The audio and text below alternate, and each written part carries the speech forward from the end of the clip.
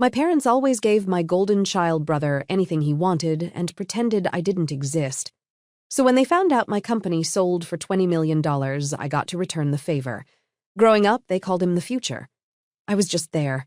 When he wanted guitar lessons, they hired a private instructor. When I asked for art supplies, Mom handed me printer paper and crayons from the junk drawer. His birthday parties had bounce houses and magicians. Mine were forgotten until the day after, then celebrated with gas station cupcakes. He got a BMW for his 16th birthday. I got a lecture about being grateful for the bus pass. His college was fully funded at an elite private school. I worked 3 jobs to afford community college and graduated with $47,000 in debt. When he dropped out junior year to pursue his DJ career, they bought him $30,000 worth of equipment. When I started my tech company from my studio apartment, Dad said, "At least someone in this family has to work a real job." My brother's DJ career lasted 8 months. Meanwhile, I was coding 18-hour days, living on ramen, building something from nothing, 5 years of failed pitches and maxed credit cards. But my software solved a real problem, and companies started noticing. Last month, a Fortune 500 company offered $20 million for my company. I was 32 and set for life. My brother saw the news article first. My phone exploded with messages. Mom texted, "We need to talk about family investments." Dad called, "We always knew you had potential." My brother, "I have this sick business idea. You in?" I let them stew for 3 days. They showed up at my new condo unannounced. The building where they'd once told the doorman I didn't belong. "We're so proud," Mom gushed, reaching for a hug. I didn't return. Dad's eyes were calculating. Family should invest in family. My brother grinned. "With your money and my connections, we could throw the sickest parties." I let them pitch their visions. Mom wanted house renovations. Dad needed business capital. My brother had 17 ideas, none involving actual work. When they stopped, I smiled. "I'm establishing a scholarship fund for first-generation college students. Every penny beyond what I need." Dead silence. "You're giving it away." Dad's face went red. After everything we sacrificed, Mom's voice cracked. "What did you sacrifice?" I asked calmly. "The birthday parties you forgot, the college fund you gave to him, the validation you reserved for your golden child?" My brother stepped forward. "Don't be petty. We're family." "You're right," I said, "and family should be there for each other the way you were there for me." I handed Dad an envelope. Inside was printer paper with a crayon drawing, a stick figure standing alone. "That's my investment in your future, equivalent to what you invested in mine." I walked toward the elevator. Behind me, Mom sobbed. Dad shouted. My brother cursed. In my pocket, my phone buzzed. A message from my lawyer. "Meeting confirmed for tomorrow. The investors are very interested in your story, but they weren't the only ones interested." As the elevator descended, I noticed a man in a dark suit watching from across the lobby. He didn't look away. He smiled and mouthed 2 words. "We'll talk." The elevator doors opened to the parking garage. Every light was out. My footsteps echoed in the darkness. The emergency exit signs cast red shadows across concrete pillars. I pulled out my phone for light, but the screen flickered and died. Battery was at 47% when I got in the elevator. "Don't bother," a voice said from behind a pillar.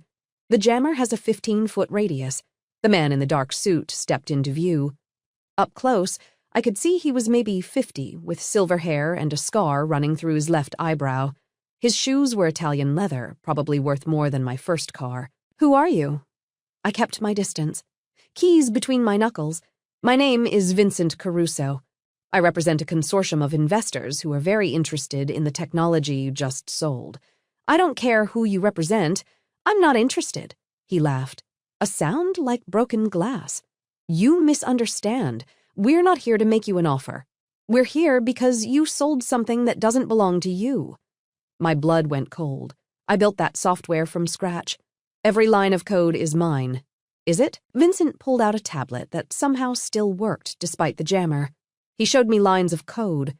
My code, but interspersed were sections I'd never seen before. 3 years ago, you attended a conference in Austin. You had drinks with a man named Adrian Chen. He was very interested in your work. I remembered a friendly guy claimed he was in venture capital. We talked about artificial intelligence and predictive algorithms. I'd been a few drinks in, excited someone was actually interested in what I was building. You signed an NDA that night, Vincent continued, and you signed over partial intellectual property rights to any technology developed using the research you discussed. That's insane. I never signed anything. Your signature says otherwise. He showed me a document. My signature was at the bottom. Slightly shakier than usual, but unmistakably mine. You were drunk. Adrian was persuasive. And now my clients own 40% of your technology. Then sue me. We could, but litigation is expensive and time-consuming. We prefer a more direct approach. He stepped closer. You're going to transfer $8 million to an account I'll provide. Call it a licensing fee for the intellectual property you stole. And if I don't, Vincent's smile didn't reach his eyes. Then we go public with this. Your big sale gets invalidated. The company that bought you demands their money back. You're left with nothing but legal bills and a ruined reputation. Your scholarship fund disappears. And your family. He paused. Well, I noticed your parents and brother are suddenly very interested in your money. Imagine how they'll react when they find out you're broke again. The parking garage suddenly felt very small. I need time to think. You have until tomorrow at 6 p.m. I'll be in touch with the account details. Vincent walked toward the stairwell. At the door, he turned back. Oh, and don't bother going to the police. Adrian Chen doesn't exist. The signature on that NDA is real, but good luck proving who witnessed it. The lights flickered back on. My phone buzzed to life with 17 missed calls, all from my family. I drove home on autopilot, my mind racing. $8 million. That would leave me with 12, minus taxes, minus the lawyers I'd need to hire, minus the investigation costs. And if Vincent was lying, if this was extortion, going public might be exactly what he wanted. The scandal alone could tank everything. My new condo felt like a hotel room. Furniture picked by the decorator. Art chosen by someone who charged $500 an hour for taste. I poured a drink I couldn't taste and stared at the city lights below. My phone rang. Unknown number. Hello? Hey, it's me. A woman's voice familiar, but I couldn't place it. Don't say my name. They might be listening. Who is this? Leia from community college. We had Calculus 2 together. The memory clicked. Leia Rodriguez. She'd sat next to me, always asking to borrow notes, always promising to pay me back for coffee. She dropped out sophomore year. Said something about family problems. How did you get this number? I work in private security now, corporate investigations, and you're in serious trouble. How do you know about... Because I've been tracking Vincent Caruso for 3 years. He's a fixer for a group called the Archimedes Collective. They target tech entrepreneurs right after successful exits. The MO is always the same. Fabricated NDAs, pressure tactics, short deadlines. They're very good at what they do. I sat down hard. So the signature is fake. The signature is real. You signed it, but you signed a conference registration form at that Austin event. Adrian Chen got you drunk, slipped the NDA into the pile of paperwork, and you signed without reading. Classic con. Then I can fight this. You can try. But here's what you need to understand. The Archimedes Collective has unlimited resources. They've got lawyers who can drag out litigation for years. They've got media connections who can leak stories that tank your reputation. And they've got people like Vincent who make problems disappear. What do you suggest? Meet me tomorrow, 2 p.m. the coffee shop on Halstead and Webster. Come alone. Don't tell anyone where you're going, and bring copies of everything. The sale documents, your original code, anything related to that Austin conference. Why are you helping me? Leia's voice got quiet. Because they did this to my brother. He paid them. It destroyed him. He couldn't live with giving in to extortion. He killed himself 8 months later. The line went dead. I didn't sleep. By 4 a.m., I'd compiled every document related to my company's development. Bank statements, code repositories, emails, conference registrations. I'd built this company in public, documented every step on social media and tech blogs. If anyone had contributed to my work, there'd be a paper trail. At 6 a.m., my door buzzer rang. Building security calling. Miss Chen. The guard sounded nervous. I told you that's not my name. Sorry. There's a woman here. Says she's your mother. She's pretty insistent. I closed my eyes. Of course she was. Tell her I'm not available. She's saying it's an emergency. Something about your father having a heart attack. I buzzed her up. If this was manipulation, it was the lowest they'd ever gone. Mom looked older than she had yesterday. Her makeup was smeared, her designer purse hanging at an odd angle. For a second, I almost believed her. "Is he okay?" I asked at the door, not letting her in. "What? Oh, your father's fine. I needed you to let me in." "So, you lied about a heart attack?" "I needed to talk to you." She pushed past me into the condo. "This place is beautiful. You could fit our entire house in here. What do you want, Mom?" She turned and her eyes were calculating. "I want to understand why you're being so cruel. We are your family. You were never my family. You were witnesses to my childhood. There's a difference. Don't be dramatic. So we focused more on your brother. He needed the support. You were always so independent. I was forced to be independent. There's a difference." Mom's face hardened. "Fine. You want to play it this way? Your father and I have been discussing legal options. We supported you throughout your childhood, gave you a home, food, education. We could argue we're entitled to compensation for that investment." I laughed. It came out harsh and bitter.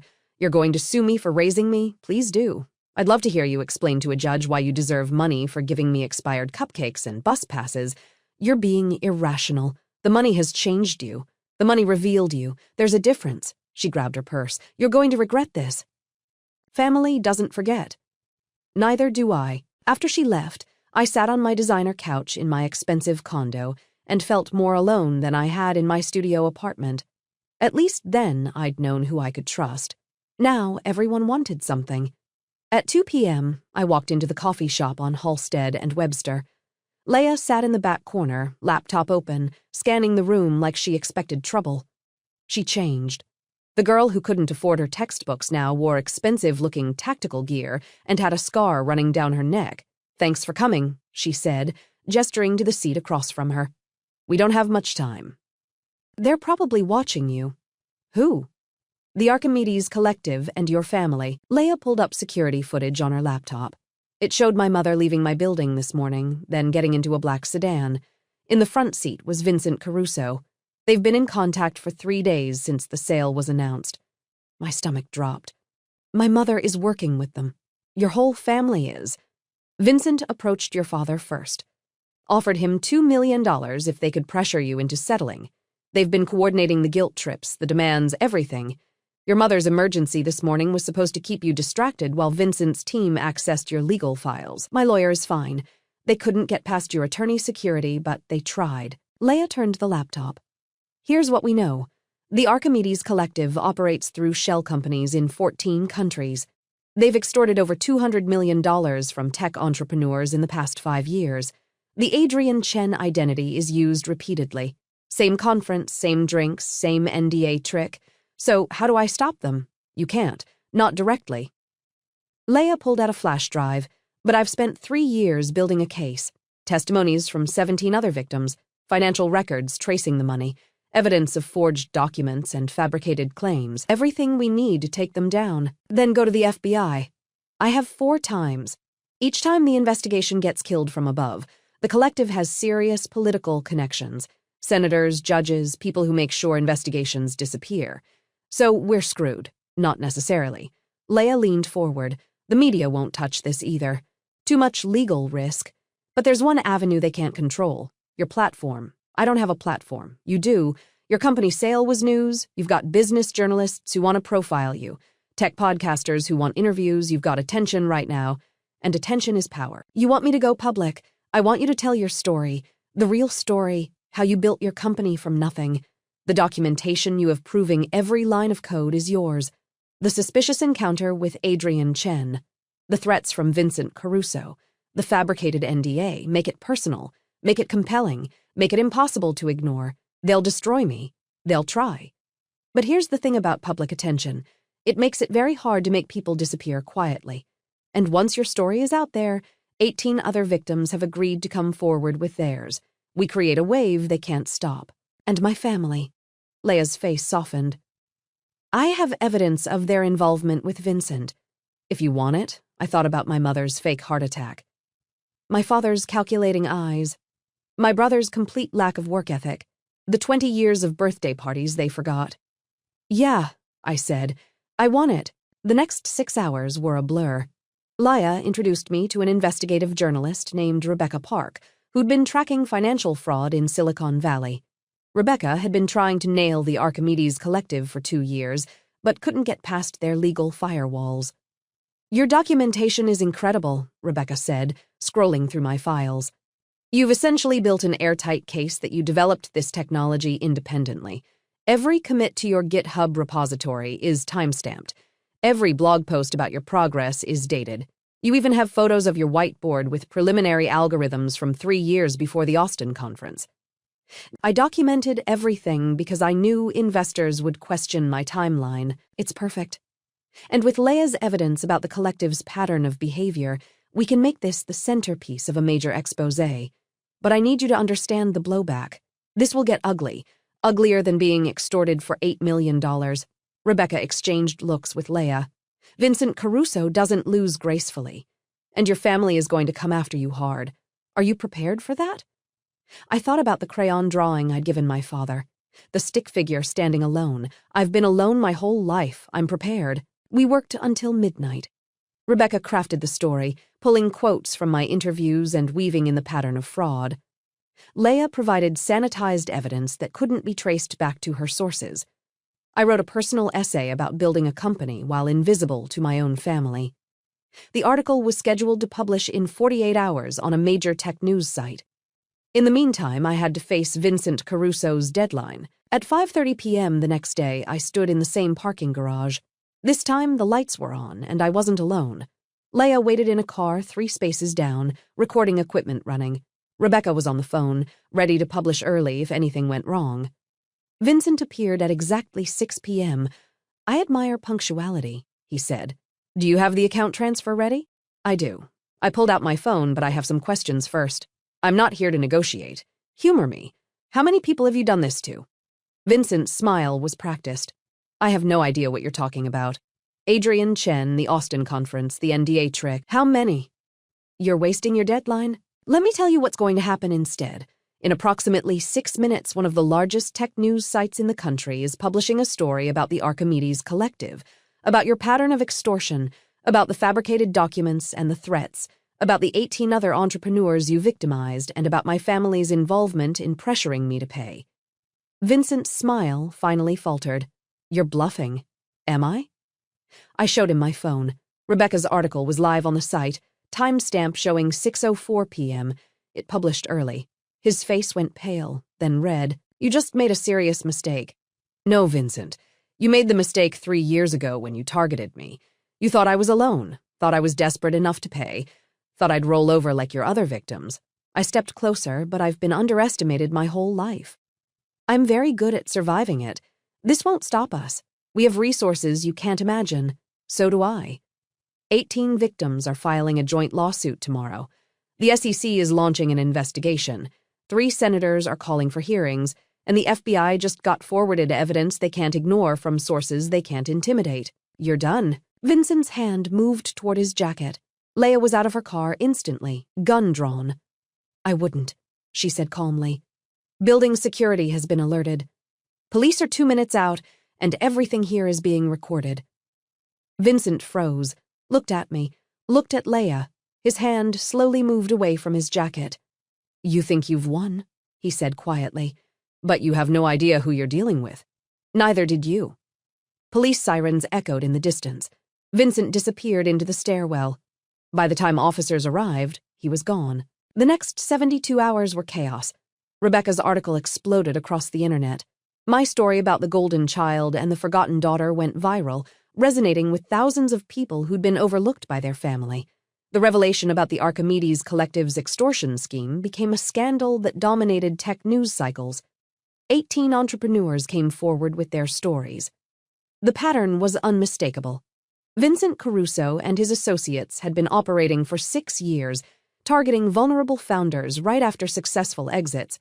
The total amount extorted was estimated at $347 million. The FBI had no choice but to investigate. The public pressure was too intense. Within days, they'd frozen accounts in 7 countries and issued warrants for 12 people, including Vincent Caruso and Adrian Chen, whose real name turned out to be Thomas Brennan. But the part that hurt most was my family. Rebecca's article included screenshots of text messages between my mother and Vincent, discussions about my personality, my weaknesses, the best ways to manipulate me. My father had provided financial information, trying to estimate my net worth. My brother had suggested various emotional pressure points they could exploit. They'd sold me out for $2 million. The internet was merciless. My mother's Instagram, the one where she posted about family values and unconditional love, was flooded with comments. Thousands of people calling her out, sharing their own stories of parental favoritism and betrayal. My father's business, already struggling, lost half its clients in a week. Nobody wanted to work with someone who'd conspired to extort his own daughter. My brother's DJ equipment was repossessed when they couldn't make payments. Turned out the $30,000 had been financed, not purchased outright. My parents had been counting on my money to bail them out. 3 weeks after Rebecca's article published, my mother called. "We need to talk," she said. "No hello, no apology." Why? Because this has gotten out of hand. The media is destroying us. Our lives are ruined because of you, because of me. You could have just paid them. This didn't have to become a public spectacle. I almost laughed. You conspired with criminals to extort me, and you think I'm the problem. We needed the money. Your father's business is failing. Your brother has student loans. He dropped out of college, and you have more money than you could ever spend. We are family. You should have helped us. I was 11 years old when you forgot my birthday for the 3rd year in a row. I was 16 when I worked 3 jobs to pay for college while you bought my brother a BMW. I was 28 when I coded alone in a studio apartment while you told everyone I was wasting my life. I survived without your help for decades. You'll figure it out. You're a selfish, ungrateful. I hung up. My brother texted that night. "You know Mom's on antidepressants now because of you." I blocked his number. My father's lawyer sent a letter threatening to sue for defamation. Rebecca's legal team responded with a countersuit for conspiracy to commit extortion. The letter stopped. It took 4 months for the criminal trials to begin. Vincent Caruso and 8 associates were charged with wire fraud, extortion, and conspiracy. The evidence Leah had compiled was damning. 18 victims testified. Financial records proved the money trail. The case was airtight. I attended every day of Vincent's trial. Sat in the back row watching him lie on the stand, watched his expensive lawyers try to create reasonable doubt. Watched the jury see through every manipulation. When the verdict came back guilty on all counts, I felt nothing. No satisfaction, no relief, just exhaustion. Vincent was sentenced to 15 years. His associates got between 8 and 12 years each. The Archimedes Collective was dismantled, their assets seized to compensate victims. I got a check for $8 million I never paid, plus damages. I donated it all to the scholarship fund. 6 months after the trial ended, I stood in a community college auditorium. The first batch of scholarship recipients sat in the front rows. 50 students who'd built something from nothing, who'd been overlooked and underestimated, who'd survived families that didn't believe in them. I started this fund, I told them, because I know what it's like to be invisible in your own home. To work 3 jobs while your sibling gets handed everything. To build something incredible while your parents call it a waste of time. The students nodded. Some were crying. They knew exactly what I meant. But here's what I learned. Being underestimated is actually a gift. Because while everyone's watching The Golden Child, you're free to work without their expectations weighing you down. You're free to fail and try again without an audience judging your every move.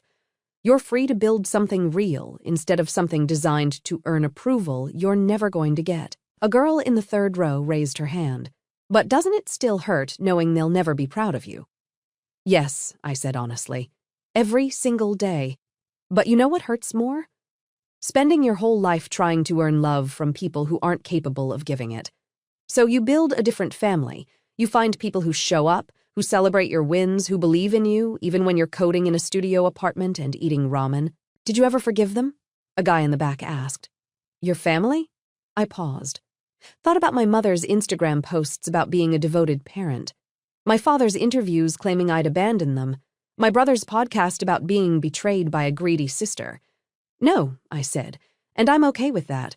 Forgiveness isn't mandatory. Sometimes the healthiest thing you can do is accept that some people will never understand what they took from you, and that's their loss, not yours. The applause was deafening. After the event, a young woman approached me. She was maybe 19, with nervous eyes and a scholarship folder clutched to her chest. "Thank you," she whispered. "My parents stopped talking to me when I got this scholarship, said I was abandoning the family by going to college. I thought maybe I should give it up. Try to fix things with them." "Don't," I said firmly. "Go to college, build your life, succeed so loudly they can't ignore you. And when they come back asking for money or favors or investment in their schemes, you remember this moment. You remember who showed up for you when it mattered." She hugged me, crying into my shoulder. I held this stranger, this girl I'd never met, and felt more connected to her than I'd ever felt to my own family. That night, I sat in my condo looking out at the city lights. My phone buzzed. An email from Leia. Adrian Chen, also known as Thomas Brennan, was arrested in Bangkok. Extradition approved. He'll stand trial next month. We got them all. I typed back, "Thank you for everything." Her response was immediate. "Thank you for having the courage to fight. My brother would be proud." I poured a drink, the good stuff this time, and raised a glass to the city below. To all the invisible kids, the overlooked daughters, the forgotten children who built empires from nothing, to everyone who survived families that treated them like property or problems or inconvenient truths. My phone buzzed again. Unknown number. Against my better judgment, I answered. "Hello, it's Rebecca. I'm working on a follow-up story about the Archimedes Collective, but I wanted to ask about something else. Your scholarship fund has received over 4,000 applications in 6 months. You're changing lives. How does that feel?" I thought about the girl who'd hugged me today, about the 50 students in that auditorium who saw themselves in my story, about every kid working 3 jobs and eating ramen, building something while their families looked away. "It feels like purpose," I said. For 32 years, I tried to matter to people who couldn't see me. Now I matter to people who understand exactly what that feels like. That's worth more than any inheritance or approval or family acceptance I never got. Can I quote that? Yes. Rebecca's follow-up article published 2 weeks later. It wasn't about the Archimedes Collective. It was about transformation, about taking your worst experiences and alchemying them into something that helps others, about how the scholarship fund had expanded to include mentorship programs and networking opportunities for first-generation college students. The applications tripled. My inbox flooded with stories, thousands of people sharing their experiences of being overlooked, forgotten, dismissed, parents who'd drained college funds for the golden child, siblings who'd been given everything while they got nothing, families who'd shown up demanding money the moment success arrived. I read every single one, responded when I could, created resources for people trying to navigate toxic families and financial success, started a podcast interviewing other overlooked kids who'd built empires. The podcast became my favorite part of the work. Every week I talked to another person who'd been invisible in their own home and had somehow turned that into fuel. A woman who'd been told she was too stupid for college and now ran a biotech firm. A man whose parents had called his art hobby a waste and now sold pieces for 6 figures. A non-binary entrepreneur whose family had rejected them and who'd built a tech company focused on inclusive design. Their stories weren't just about success. They were about survival, resilience, and the radical act of believing in yourself when nobody else does. One episode featured a woman named Diana who'd been cut off by her family at 16 for refusing an arranged marriage. She'd lived in her car, worked at gas stations, and eventually started a logistics company that employed 200 people. When her parents found out about her success, they'd shown up demanding she support them in their old age. "What did you do?" I asked on air. "I said no," Diana replied. "I told them that family is built through actions, not blood, and their actions showed me exactly who they were." "Do you regret it?" "Never. The family I built, my employees, my friends, my partner, they show up. That's what matters." The episode went viral. Millions of downloads, thousands of comments from people saying, "This is exactly what I needed to hear." But not everyone appreciated the message. 3 months after Diana's episode aired, I received a legal letter from my parents. They were suing me for defamation, claiming my public statements had damaged their reputation and cost them business opportunities. Their lawyer was expensive. The lawsuit was professionally written. They were claiming $5 million in damages. I forwarded the letter to Rebecca, who published it in full. The internet exploded again. My parents were now suing their daughter for telling the truth about being neglected. The irony was not lost on anyone. My legal team filed a motion to dismiss, citing truth as an absolute defense to defamation. We included documentation of everything: the forgotten birthdays, the financial disparities, the text messages conspiring with Vincent Caruso. Every claim I'd made was backed by evidence. The judge dismissed the lawsuit within 30 days. This appears to be a continuation of the pattern of behavior the defendant has described, the ruling stated. The court finds no merit in the plaintiff's claims. My parents were ordered to pay my legal fees. They filed for bankruptcy the next month. I felt nothing. No satisfaction, no guilt, no relief. Just the quiet acceptance that some people never learn. My brother tried one more time. Showed up at a podcast interview I was doing at a public venue, pushed his way past security, shouting about family loyalty and forgiveness. I looked at him, really looked at him. This man who'd been handed everything and built nothing, who'd blamed everyone else for his failures, who'd conspired to extort his own sister and felt justified doing it. "What do you want?" I asked calmly. "I want you to remember we're family. I want you to stop punishing us for not being perfect. I want you to help me." "Why?" "Because I'm your brother. You were my brother. Past tense. You stopped being family when you sold information about me to criminals. You don't get to use that word anymore. Everyone makes mistakes. Mistakes are accidental. What you did was intentional. You saw an opportunity to profit off my pain and you took it. That's not a mistake. That's a choice." Security escorted him out. I finished the interview. Never mentioned him at all. 2 years after my company sale, I stood in a different auditorium. This one was at Stanford, where I'd been invited to give a commencement speech. The irony wasn't lost on me. I'd never graduated from a university like this. I'd barely survived community college, but the students weren't here for credentials. They were here because my story had given them permission to succeed despite their families, not because of them. "Some of you grew up with parents who believed in you," I began, "who sacrificed for your dreams and celebrated every success. To those students, I say, honor that. Never take it for granted. That support is precious and rare." I paused, looking across the sea of graduation caps. "But some of you grew up invisible. With parents who poured everything into your sibling and forgot you existed. With families who called your dreams foolish and your ambitions selfish. With relatives who only appeared when you had something they wanted." The applause started before I finished the sentence. Thousands of students standing, recognizing themselves in my words. To those students I say, you are not broken because your family couldn't love you. You are not selfish for protecting yourself. You are not obligated to share your success with people who never shared your struggle. And you are not alone. More applause. Some students were crying. The world will tell you that family comes first, that blood is thicker than water, that you should forgive and forget and make peace. But I'm here to tell you something different. You get to choose your family. You get to decide who deserves access to your life. You get to protect the peace you fought so hard to build. Standing ovation. It lasted 5 minutes. But here's the most important thing. Being overlooked, being underestimated, being invisible in your own home doesn't have to destroy you. It can fuel you. Not in a bitter, vengeful way, but in a powerful, purposeful way. You can take that pain and transform it into something that helps the next invisible kid survive. I held up the scholarship fund statistics. In 2 years, this fund has helped 347 students attend college. Students whose families couldn't or wouldn't support them. Students who worked 3 jobs and lived on ramen. Students who built something from nothing because they had to. That's the real victory. Not the money I made or the family I cut off or the criminals I helped imprison. The real victory is that 347 people who felt invisible now have a fighting chance. The real victory is that their stories matter. The real victory is that we see each other. The applause was deafening. After the speech, hundreds of students lined up to talk to me, each one with a story. Each one looking for permission to choose themselves over toxic families. Each one carrying the weight of being overlooked.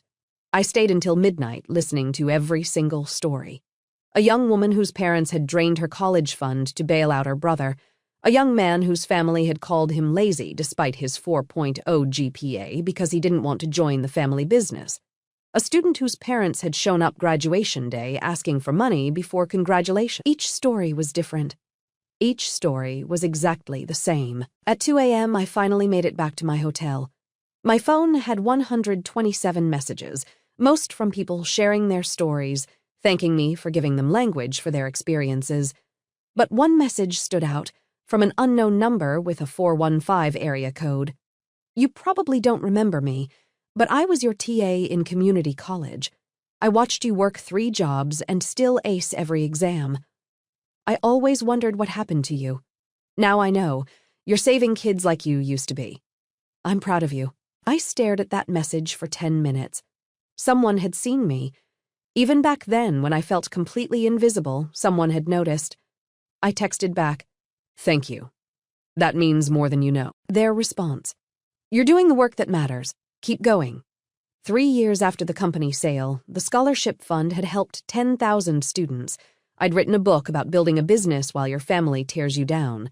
The book became a bestseller, not because of the business advice, but because of the emotional survival guide embedded in every chapter. Readers sent me photos of themselves with the book, usually with notes like, "First person in my family to read this," or "My parents said I'd never amount to anything," or "Thank you for seeing me." I framed every single photo. My condo walls were covered with faces of people who understood what it meant to be invisible. My brother tried to publish a tell-all book about growing up with a selfish sister who abandoned her family for money. He sold it as a cautionary tale about what happens when success destroys family bonds. The publisher dropped the book 2 weeks before release. Turns out extensive fact-checking revealed that every major claim he made was either exaggerated or false. His manuscript had claimed I'd grown up privileged, that our parents had treated us equally, that I'd always been distant and cold. The evidence said otherwise. Birth certificates showing different hospital quality based on which child was born. Elementary school records showing my brother in private school while I attended public. Family photos where he was centered and I was cropped out. Financial records proving every claim I'd made about the BMW and the birthday parties and the college funds. My brother tried to sue the publisher for breach of contract. The publisher countersued for submitting fraudulent material. He lost, obviously.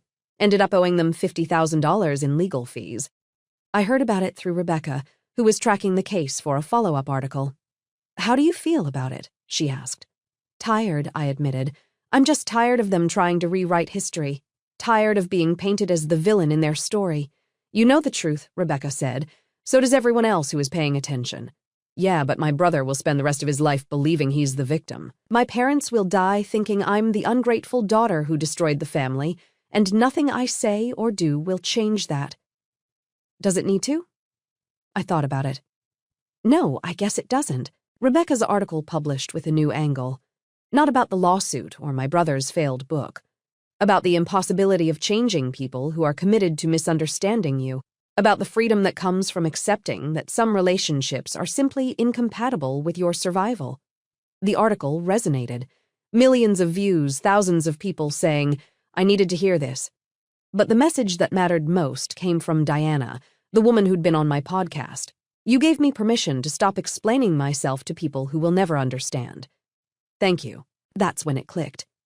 I'd been trying to prove something to my family for 35 years. Prove I was worthy. Prove I was successful. Prove they'd been wrong about me. But they didn't care about proof.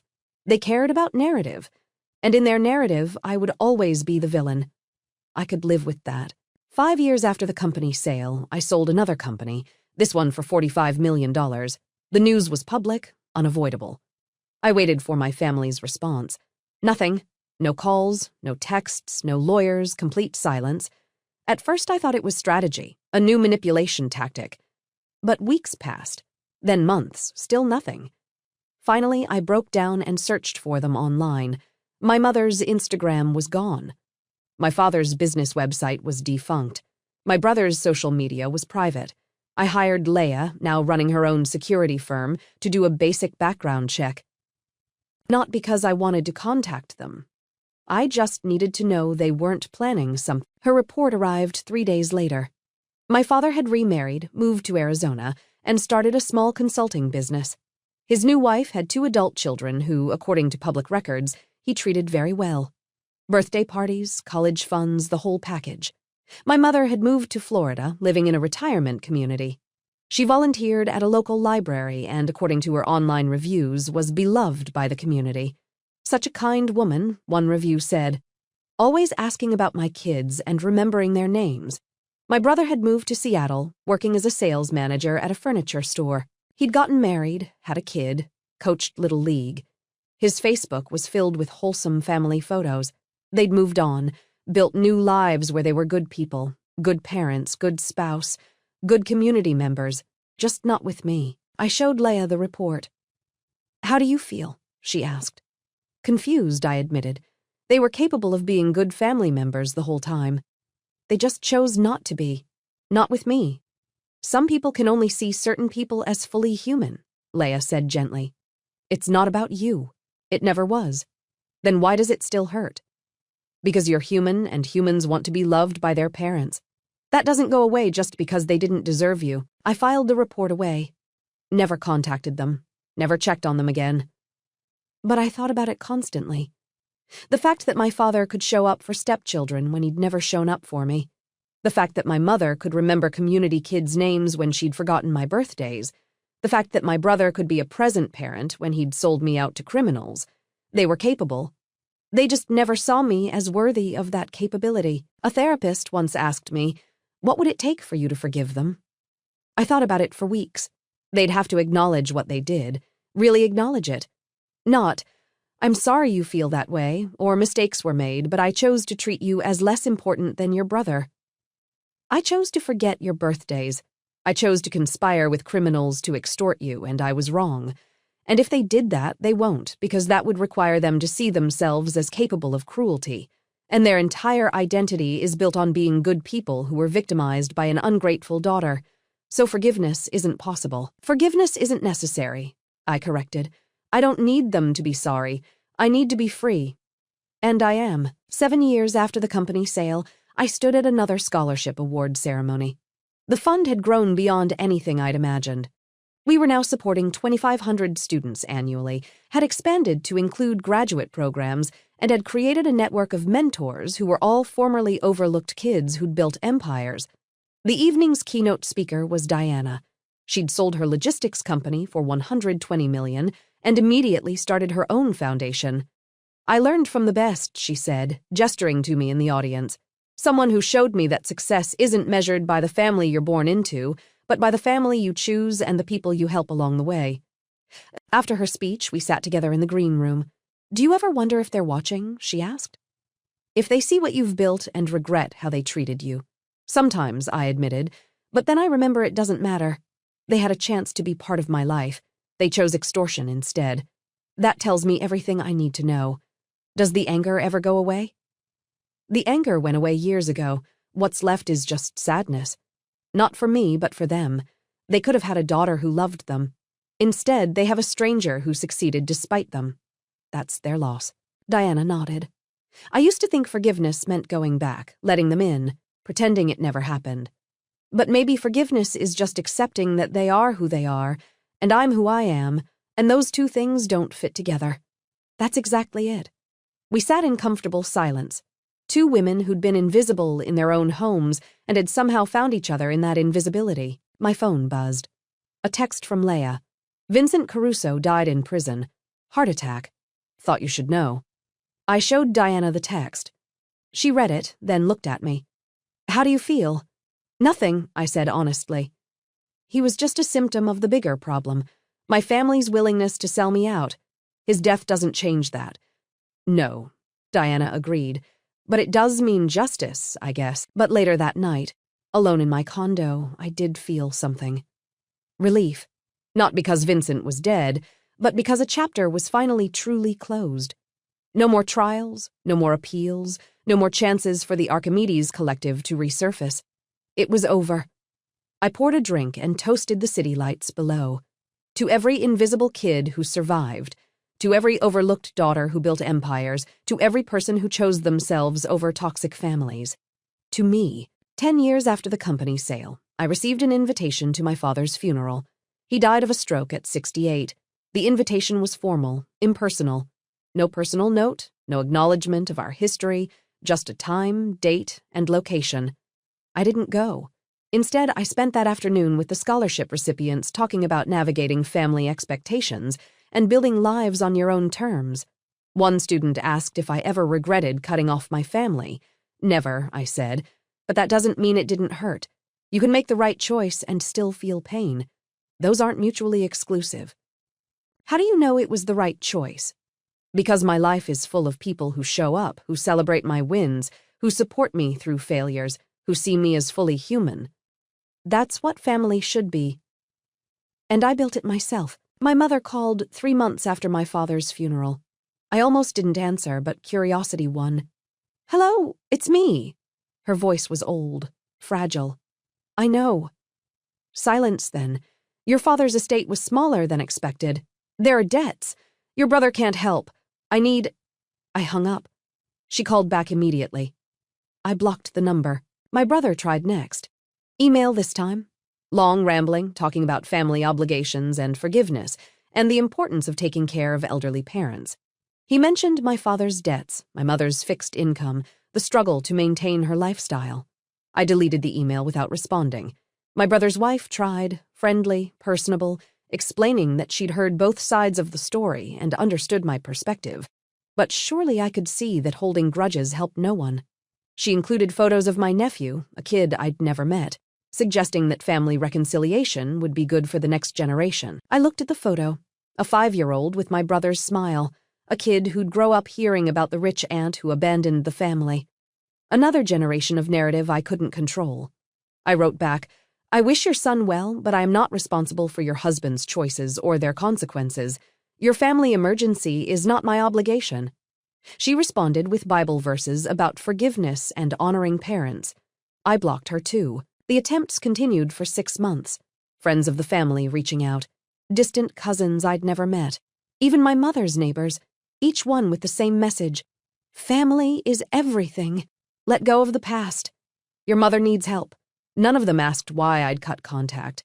None of them wanted to hear about the forgotten birthdays or the extortion scheme or the lifetime of being invisible. They just wanted me to fix the problem my absence had created. I ignored every message. One night, Diana called. "I heard your family's trying to contact you again. How did you hear that?" "Your brother tried to go through my foundation. Said you'd listen to me, that we were friends." "What did you tell him?" "I told him that friendship means respecting boundaries, not helping people violate them." Then I hung up. "Thank you. Have you considered the nuclear option, which is cease and desist, legal document? Anyone who contacts you on their behalf faces legal consequences." I thought about it. It felt extreme, but so was hiring a network of people to wear me down.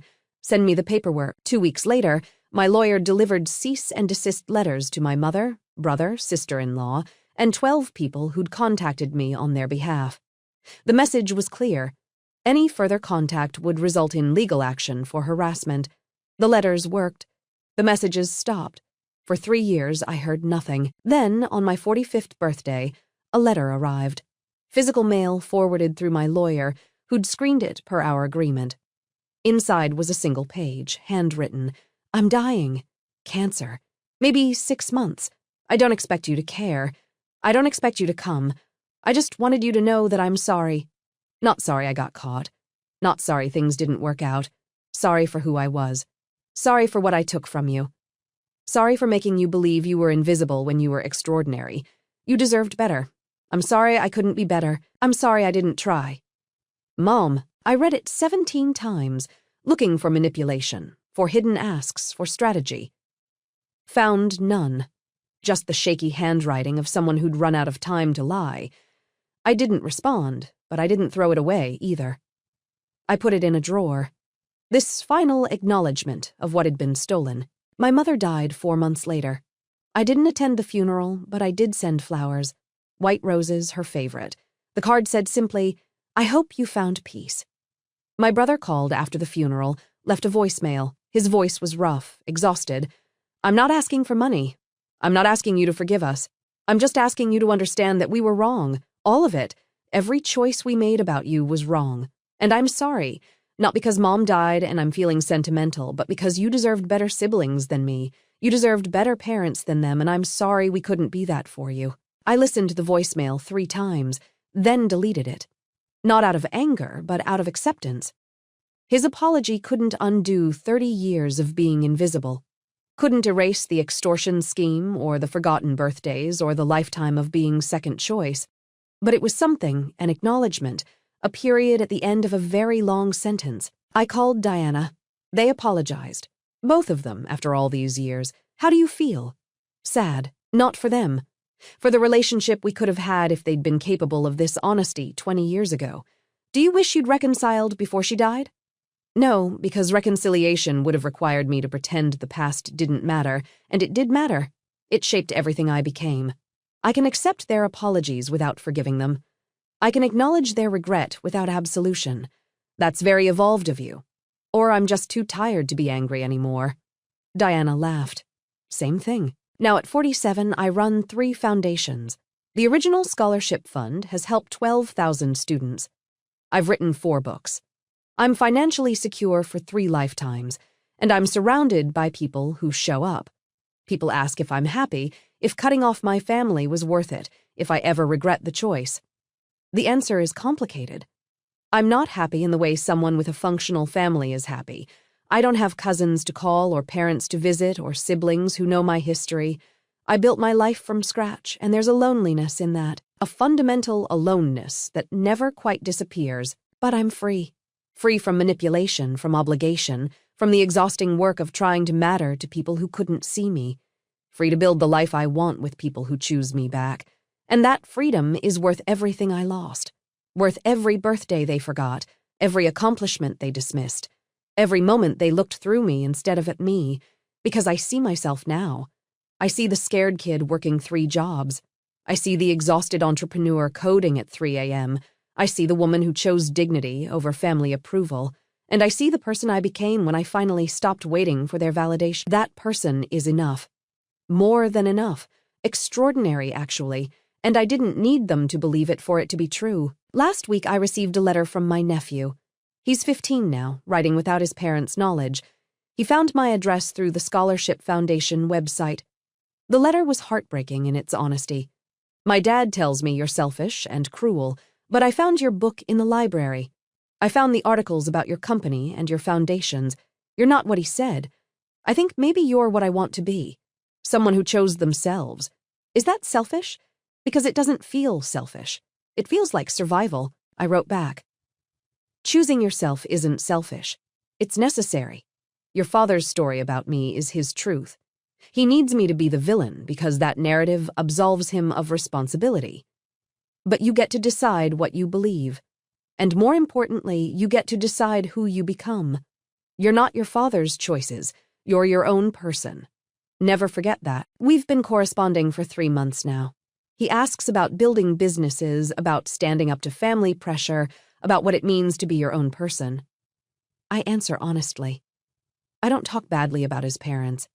I just tell him my story and let him draw his own conclusions. He's applying to colleges now.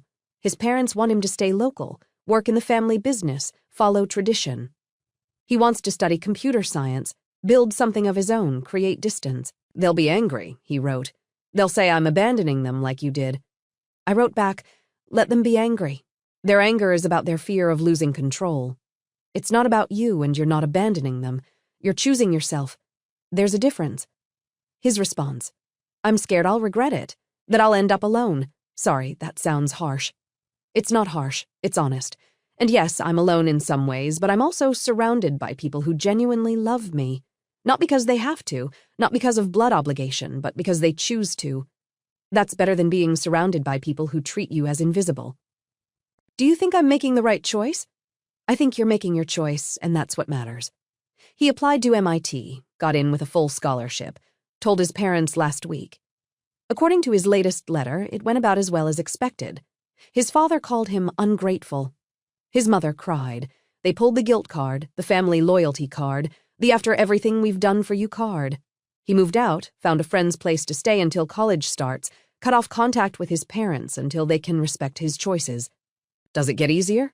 He asked in his most recent letter. The guilt. I wrote back truthfully. No, it doesn't get easier, but you get stronger. Strong enough to carry it. And eventually, you realize the guilt is theirs, not yours. They made choices that pushed you away. Their discomfort with consequences is not your responsibility to fix. His response. Thank you for being honest. Everyone else tells me it'll all work out. That families heal, but I don't think mine will. Some families don't, I wrote back, and that's okay.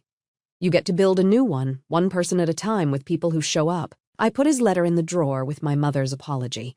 2 pieces of paper representing 30 years of family dysfunction and 1 kid brave enough to break the cycle. That night, I looked at my walls covered in photos of scholarship recipients. Thousands of faces, each one representing a kid who chose themselves over toxic families. Each one building something beautiful from the rubble of being overlooked. This is my family now, not by blood, but by shared experience, by understanding what it costs to be invisible and what it takes to survive it. And it's enough, more than enough.